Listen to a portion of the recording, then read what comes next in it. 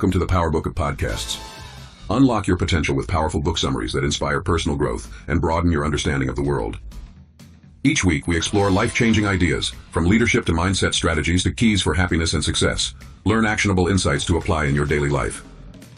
Join our growing community of thinkers and seekers. Like, comment, and hit that subscribe button now. It's time to supercharge your mind with the Power Book of Podcasts. Welcome to the Deep Dive.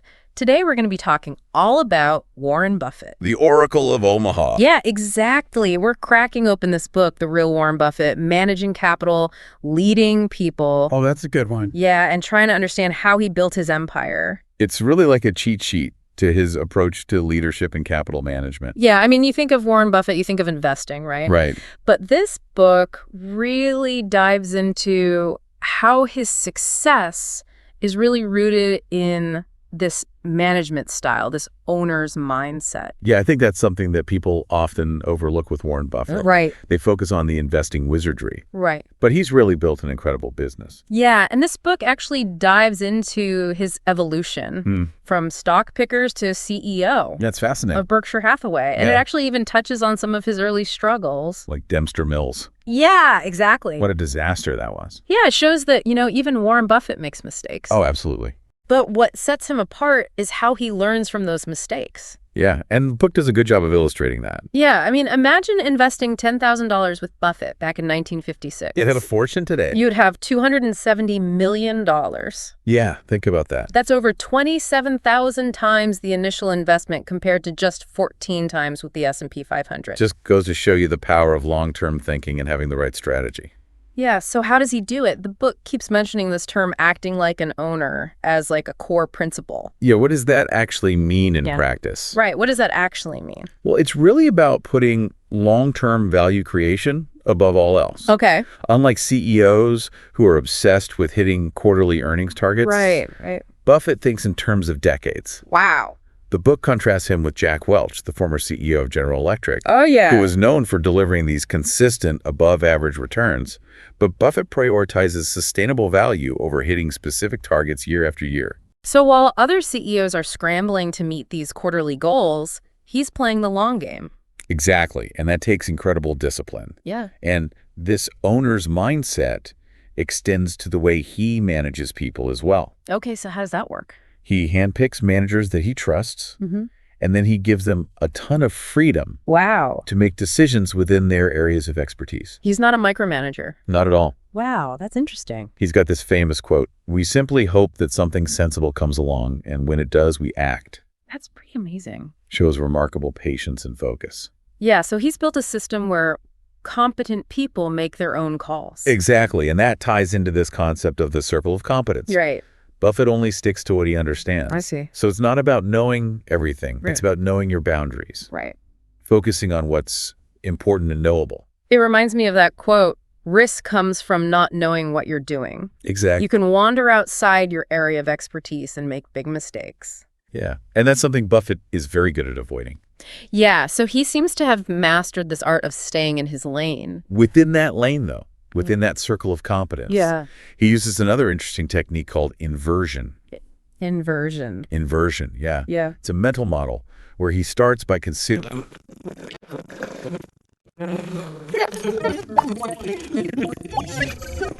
he can identify potential pitfalls and make better decisions. So he's playing defense. Exactly. Interesting. Instead of always being on offense. That's a great analogy.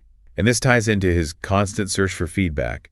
He's not afraid to admit when he's wrong. That takes courage. And he's always looking for ways to improve his decision-making process. It's inspiring, really. Absolutely. I mean, he's not afraid to say, hey, I messed up and here's what I learned from it. Yeah. I mean, who does that? Especially at his level of success. Okay, so we've got this owner's mindset, we've got the circle of competence, but how does he apply these principles to leading this diverse group of companies that Berkshire Hathaway owns? Right. How do you keep everyone on the same page? Yeah, I mean, how does he actually do that? Well, that's where his decentralized management style comes in. Okay. So he instills this same owner's mindset in all of his managers, Right. gives them a lot of autonomy, Okay. and he uses these unique incentives to drive performance. Unique incentives, I'm curious about that. Yeah. Because you often hear about stock options and things like that.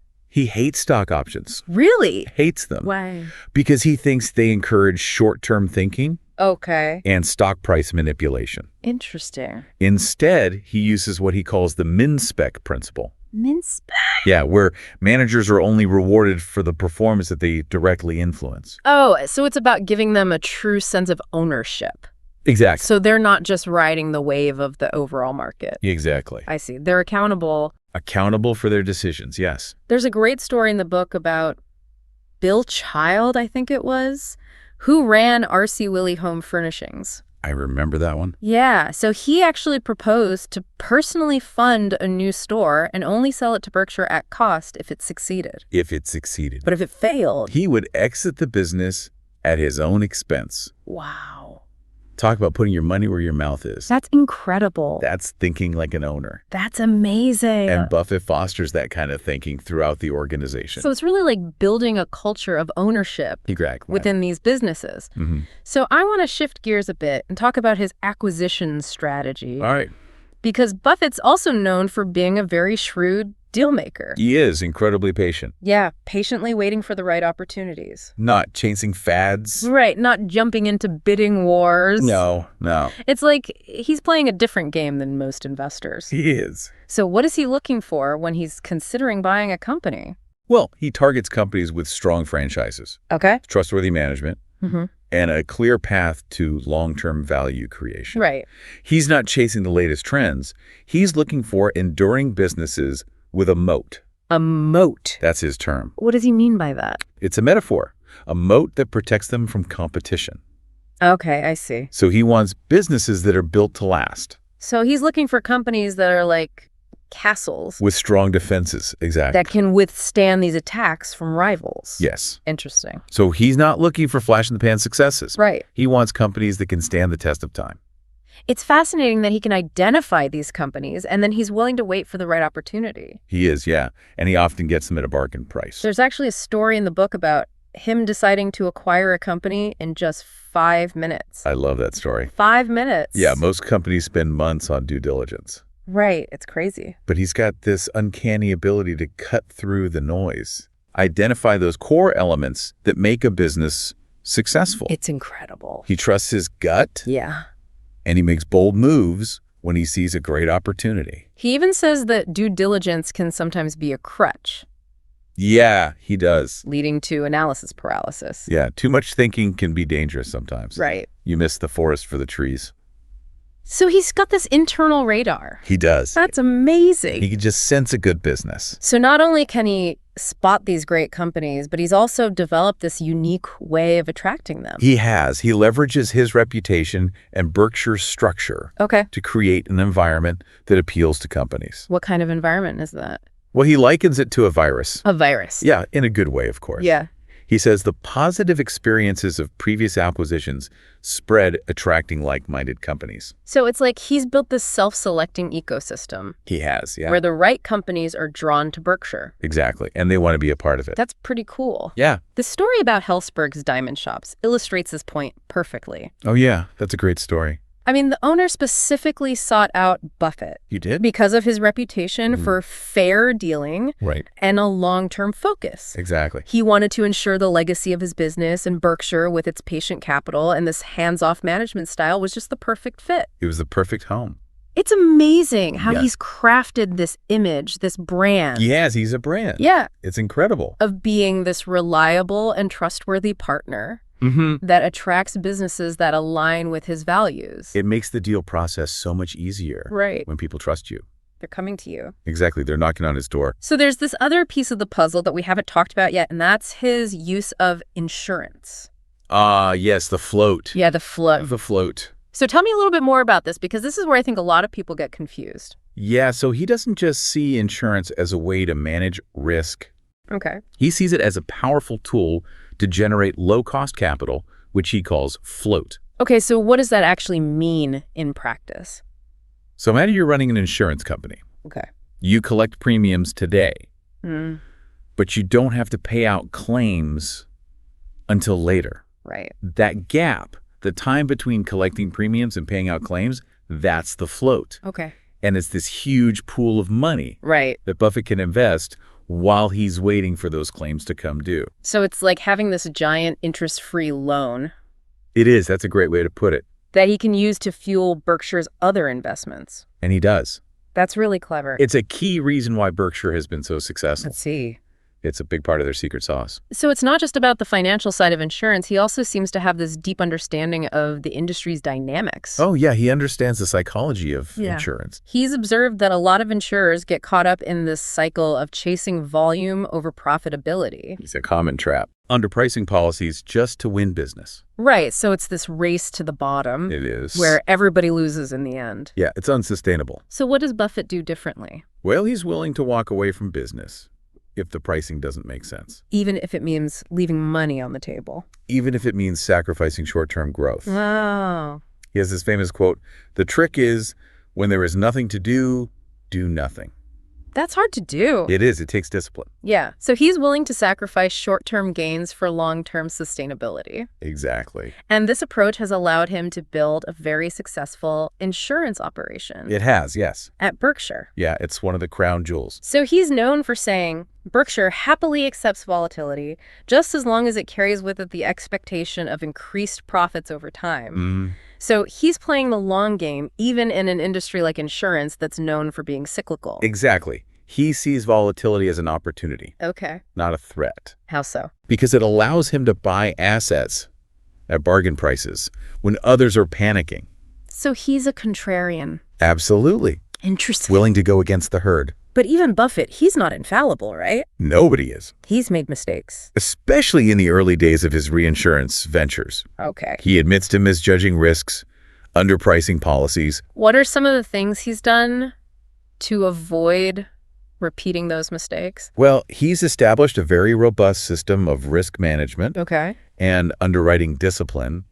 He's got a great team of people that he trusts to help him in that area. Right. Seasoned professionals. Yes, the best in the business. So he trusts his people, He does. but he also keeps a watchful eye on the big picture. Oh, yeah. He's always looking for red flags. It's a balance, It is a delicate balance. right, between delegating authority and maintaining oversight. Exactly. So his acquisition of General Re, which was this major reinsurance player, that was a big turning point It was a huge for thing. Berkshire's insurance journey. But it wasn't without its challenges. Right. So what were some of the bumps in the road? Well, General Re had a very different culture than Berkshire, I see. and it took some time to integrate the two companies successfully. So even with his expertise, Even with his expertise. there were challenges. There were challenges. It's reassuring to know that. Yeah, he's human. So it's not just about the numbers. Yeah. It's about the people and how they operate. A culture, yeah. Yeah, speaking of understanding, Buffett's communication with his shareholders is legendary. It is. His annual letters are like a masterclass They really are. in business communication. Packed with wisdom. And wit, Yeah. insightful explanations Yeah. of his investment decisions. Yeah, and he's not afraid to be candid and admit his mistakes, which makes his insights that much more valuable. Absolutely. He builds trust by being upfront and honest. It's a refreshing contrast Yeah. to the often opaque world of corporate communication. You rarely see that level of transparency Right. from a CEO. And he actually wrote this owner's manual He did. outlining his philosophy and encouraging shareholders to think like owners of the business. He wants them to understand his vision Yeah. and feel confident in his ability to allocate capital wisely. There's a great quote where he says, "We hope that you instead visualize yourself as part owner of a business that you expect to stay with indefinitely, much as you might if you owned a farm or apartment house in partnership with members of your family." He's got a knack for turning complicated ideas He does. into very simple analogies. Yeah, I mean, he's emphasizing that long-term perspective. Yeah, he thinks long term. Yeah. And he wants his shareholders to think that way too. It's a win-win, right? It is. I mean, they trust him implicitly, they do, and he has the freedom to operate with this long-term focus. which is becoming more and more rare these days. Right, so there's this looming question that everyone's wondering about. What happens to Berkshire after Buffett? The billion-dollar question. He's 93 now, and succession planning is top of mind for a lot of people. It has to be. So what do we know about his succession plan? Well, he's been pretty tight-lipped Yeah. about the specifics, but he has dropped a few hints. Okay, well, let's talk about the hints then. All right, well, he's mentioned Lou Simpson, who's at Geico Okay. for many years. Yeah. ran their investment portfolio very successfully Yeah. as someone who could potentially play a key role in managing Berkshire's portfolio. Okay, so it sounds like the investment side of things is in good hands. It seems that way, yeah. What about the CEO position? Well, he hasn't publicly named a successor, Okay. but he has emphasized the importance of finding someone who shares his values and who can maintain that culture. That unique culture at Berkshire. Yes. So he's looking for someone who thinks like an owner, prioritizes long-term value creation. Exactly, not just short-term profits. Right, and I think this is really important. He said that the future CEO will not be a family member. That's right. So he's really putting the long-term health of Berkshire above any personal considerations. Which is admirable. Yeah, it really is. To put the company first. It speaks volumes about his integrity. It does. And his dedication to the company that he built. Yeah, it's his baby. So he's also hinted at this possibility of distributing excess cash to shareholders. Yeah, if reinvestment opportunities become limited. So does that suggest that even Berkshire, with all its resources, may reach a point where it's better to return capital to shareholders than to force investments? It's possible.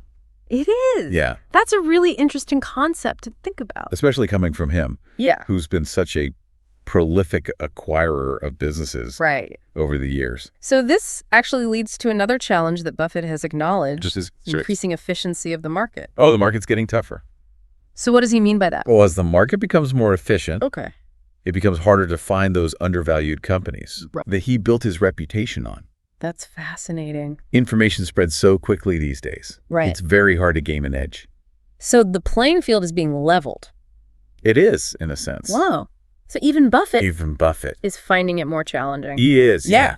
He's not saying it's impossible to beat the market, Okay. but it's getting increasingly challenging.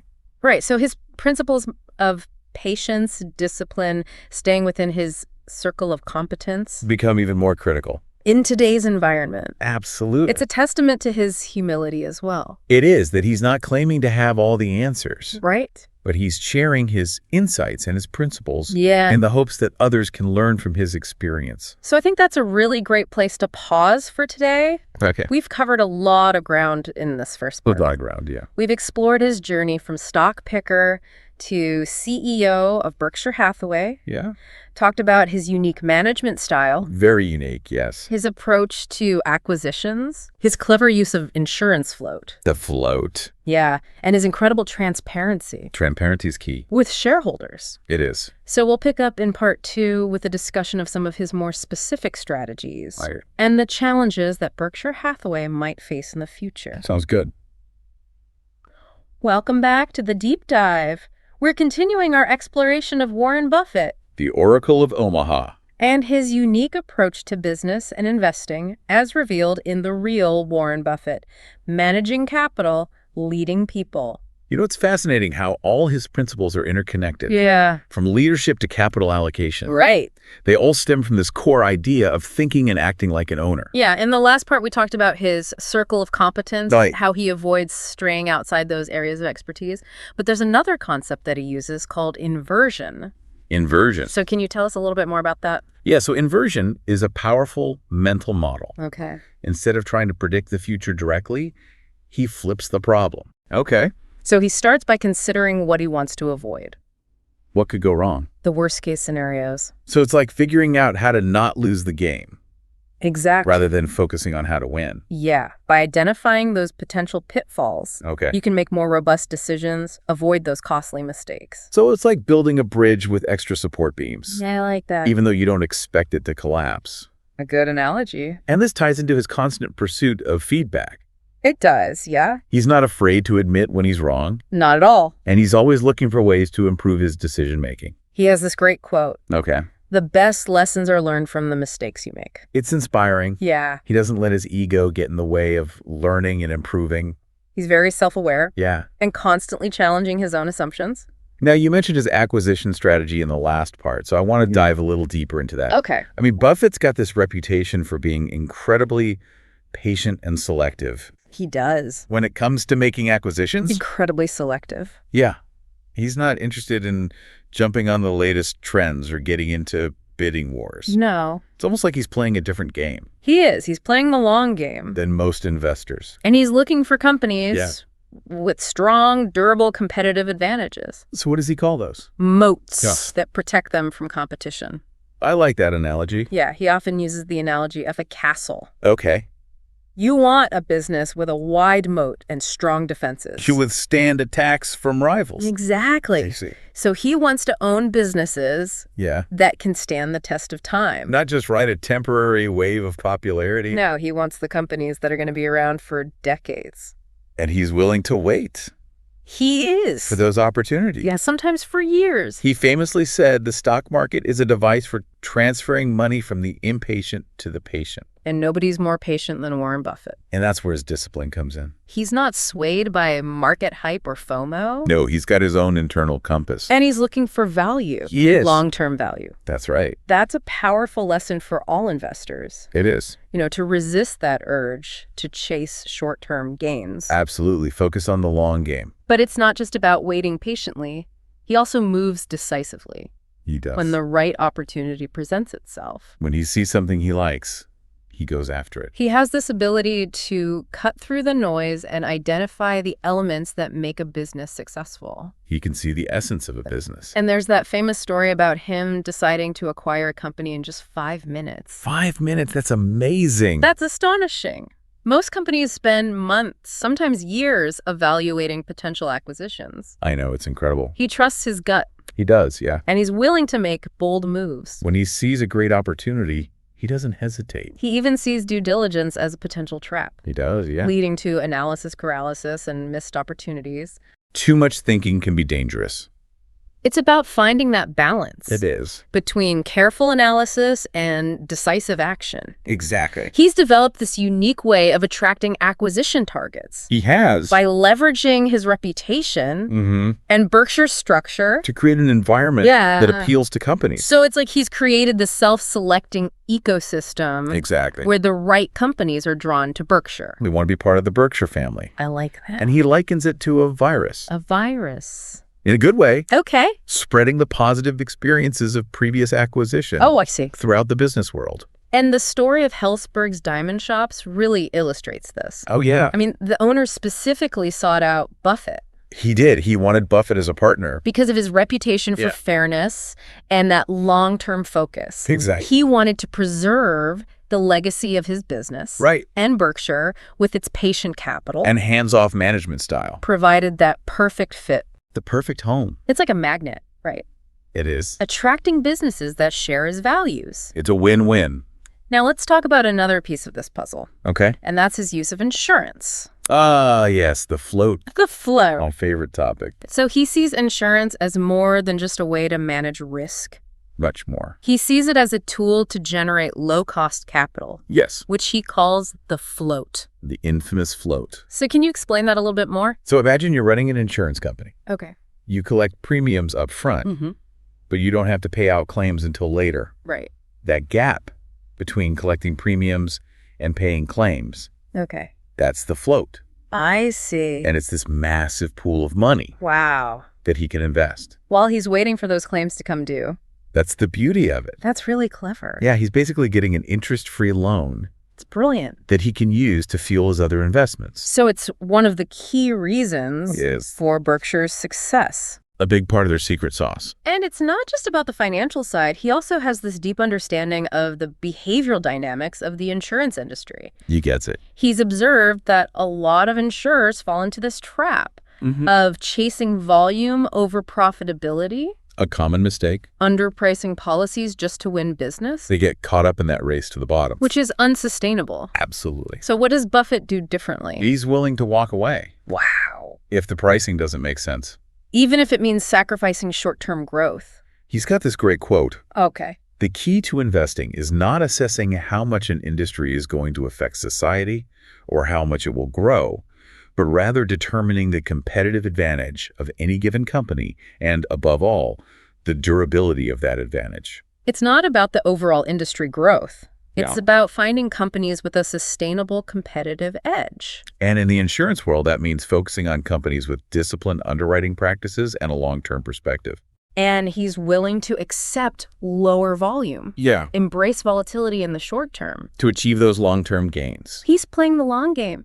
He is. even in an industry Yeah. that's known for being cyclical. He's not afraid to be patient. So his approach to insurance Mm, is this great example of how he combines this financial acumen mm. with a deep understanding of human behavior. It's what makes him so unique. He sees those mistakes that others make Mhm. and exploits those mistakes to his advantage. It's brilliant. But even Buffett's not immune to mistakes. Of course not. Nobody is. He's been very open about his early missteps in the reinsurance business. Where he underestimated risks Yeah. and underpriced policies. What a great reminder that even the best investors make mistakes. It's what makes him human. But what sets Buffett apart is his willingness to learn from those mistakes. He's constantly refining his process, Yeah. seeking feedback. Challenging his assumptions. That's a crucial lesson for all of us. It- Regardless of our investment experience, Yeah. the key to success is not to avoid mistakes altogether, but to learn from them. Become a better investor over time. It's a journey. He's also emphasized the importance of having a margin of safety Yes, a very important concept. in your investments. Can you explain that? Yeah, what does he mean by that? So the margin of safety is essentially a buffer Okay. that protects you from the unexpected. I see. So it's like building a bridge that can withstand a much heavier load Okay. than you expect it to carry. So it's about being conservative in your assumptions Yes. and not overpaying for assets. Exactly. Giving you a cushion in case things don't go as planned. That's the key. You got to have a cushion. This principle of margin of safety is really important in today's environment. It is, especially with all the uncertainty. It's a way to protect your portfolio from downside risk And to make sure you're not overexposed. to any one investment. Exactly. Diversification is key. It's a reminder that investing is not about hitting home runs every time. No, it's about avoiding those big losses. It's about consistently making sound decisions. Right. And avoiding catastrophic losses. That's the key to long-term success in investing. That long-term perspective Mm-hmm. is a recurring theme in Buffett's approach. He's always thinking long-term. He's not chasing quick profits. No. He's building a portfolio that can withstand those fluctuations He wants to own businesses that are going to be around for decades. and generate sustainable returns over time. That's right. It's like planting a tree. Okay, You need to nurture it, give it time to grow, and be patient. I like that. You can't expect to reap the rewards overnight. But even with his patient approach, he's had to adapt to the evolving market landscape. That's right. The market's always changing. He's acknowledged that the market has become increasingly efficient, More efficient, more competitive. making it harder to find those undervalued gems. The easy wins are getting harder to come by. So it's like the competition has gotten tougher, It has. and it's harder to find those bargains. That's the reality of the market today. But his principles of discipline and staying within his circle of competence Those are timeless principles. remain as relevant as ever. Absolutely. So he's not trying to be a jack of all trades. No, he sticks to his knitting, He's sticking to what he knows best. and he avoids the temptation to chase every shiny object. It's a lesson in focus, It is. self-awareness, Recognizing your strength and limitation. and playing to your advantages, Exactly. and having the humility to acknowledge that you don't have all the answers. Nobody does. Now let's talk about one of the biggest challenges facing Berkshire Hathaway: Succession planning. succession planning. The elephant in the room. He's in his 90s. 93 to be exact. And while he's still remarkably sharp, He is still going strong. the question of who will take the reins is on everyone's mind. It's the billion-dollar question. It's a question that's been looming for years, Mhm. and it's one that he's been carefully considering. He's thinking about his legacy. He's been very tight-lipped He has. about the specifics. But he's provided some clues. Okay, so let's dive into what we know about the succession plan. Right. He's mentioned Lou Simpson, Yes, Lou Simpson. who managed investments at Chayo, Very successfully, I might add. as a potential key player Mm-hmm. in managing Berkshire's portfolio in the future. He's definitely a contender. So it seems like the investment side of things is in good hands. Hopefully, yeah. But what about the CEO position? That's the big question. Has he named a successor? Not publicly, Okay. but he has emphasized the importance of finding someone Yeah. who shares his values, Right. and who can maintain that culture. That unique culture at Berkshire. Yes, that's crucial. So he's looking for someone who embodies that owner's mindset, who Exactly. prioritizes long-term value creation, And puts the interests of the company first. and he's been very clear that the future CEO will not be a family member. That's right. He wants to make sure that the best person for the job is chosen. Regardless of their last name. It's a testament to his commitment. Against the company. He's putting the company first. Putting the long-term health of Berkshire above any personal considerations. Which is rare these days. It's a powerful statement about his integrity. Absolutely. And his dedication. In Berkshire Hathaway. So there's another aspect of his succession plan that I find really intriguing. Okay. And that's his hint at the possibility of distributing excess cash to shareholders. If reinvestment opportunities become limited. So does that suggest that even Berkshire, with its vast resources, might reach a point where it's better to return capital to shareholders than to force investments? It's possible. That's a really interesting concept to think about. Especially coming from him. So this leads to another challenge that Buffett has been very open about. Okay. And that's the increasing efficiency of the market. The market's getting tougher. So what does he mean by that? As the market becomes more efficient, information spreads more quickly. Investors become more sophisticated. It's harder to find those undervalued companies. The opportunities to find those hidden gems are becoming scarcer. So it's like the playing field is being leveled. In a sense, yeah. So even Buffett is is finding it more challenging. He's not saying it's impossible to beat the market. Okay. But it's getting increasingly challenging. His principles of patience, discipline, staying within his circle of competence. Those are timeless principles. Even more critical in today's environment. Absolutely. It's a testament to his humility. It is. That he's not claiming to have all the answers. No, he's just sharing what's worked for him. Or guaranteeing future outperformance. He's not a magician. But he's sharing his insights and his principles. In the hopes that others can learn from his experience. It's a good reminder that even the greatest investors are subject to the same market forces as everyone else. We're all in this together. So we've covered a lot of ground in this second part of our deep dive into Warren Buffett's world. The world of the Oracle. We've talked about his acquisition strategy, his use of insurance float. The float. His disciplined approach to risk management. Risk management is key. And his thoughts on succession planning. The billion-dollar question. And the evolving market landscape. The market's always changing. And throughout all of this, we've seen how his owner's mindset, that's the key takeaway, permeates every aspect of his approach. It's the foundation. From his investment philosophy to his management style. To his communication with shareholders. It's a fascinating look into the mind of one of the most successful investors. Of all time. Of all time. Yeah. So in the final part, we'll delve into some of the key lessons we can learn from his journey and how we can apply his principles to our own lives and investments. I like it. Welcome back to the deep dive. It's incredible how much we've uncovered already about Warren Buffett. Yeah, just scratching the surface, really. Yeah, exploring his world through this book, The Real Warren Buffett, Managing Capital, Leading People. It's a goldmine of insights. It really is. And, you know, it's amazing how he's not just this investor, but a leader, a manager, a communicator, all rolled into one. He wears many hats. He does. And he's so open about sharing his mistakes. Which I think makes him even more relatable. It does, yeah. It humanizes him. Yeah, remember that concept of the circle of illusory competence? Oh, yeah. That's a dangerous place to be. That's where even the most seasoned investors can trip up thinking they know more than they do. That overconfidence, it can lead to big mistakes. And the book actually mentions this. His misjudgment with Dexter Shoe. Oh, yeah, Dexter Shoe. A company he acquired back in 1993. That was a tough one. He was so confident in the brand and the management. He thought it was a sure thing. Yeah, but he didn't foresee the challenges that were coming. The competitive landscape changed. Yeah. And he underestimated the impact of foreign competition. On the footwear market. And it led to a significant loss. It did. A billion-dollar mistake. It's a humbling reminder that even the Oracle of Omaha isn't invincible. Nobody's perfect. But it's how you learn from those mistakes. That's what matters. That matters, yeah. And he's very open about those lessons. He is. He doesn't try to hide them. Yeah, he uses them to improve his decision-making. To avoid making the same mistake twice. He also talks about hindsight bias. Oh, yeah. The I should have seen that coming syndrome. Yeah, it's easy to connect the dots after the fact. It is, but in the moment, things are rarely that clear. Right, so he stresses the importance of constantly questioning your assumptions. Always be learning. Seeking diverse perspectives. Getting different viewpoints. Yeah, and staying open to new information, even if it challenges your existing beliefs.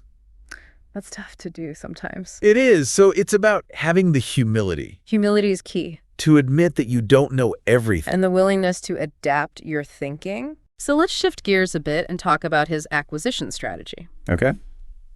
He's so patient waiting for the right opportunities. He's got all the time in the world. What are some of the things that make a company a Buffett-worthy acquisition target?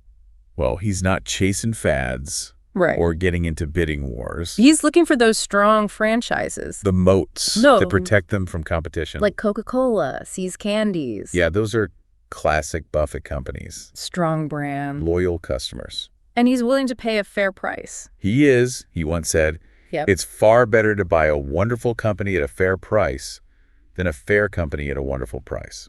That's a good one. So he understands that true value lies in the long-term potential of a business. Not just its current market price. He's looking for those undervalued assets. And then he holds on to them. For the long haul. Sometimes for decades. Let that compounding work its magic. It's amazing. But it's not just buy and hold. Right. He also makes strategic moves. Okay. To unlock value in his portfolio companies. So he's not just sitting there passively. No, he's actively involved. Wow. He's providing guidance. Connecting people. Making strategic decisions. He's a partner. He is not just a shareholder. He's invested in their success. And he wants to see them reach their full potential. He wants to see them grow.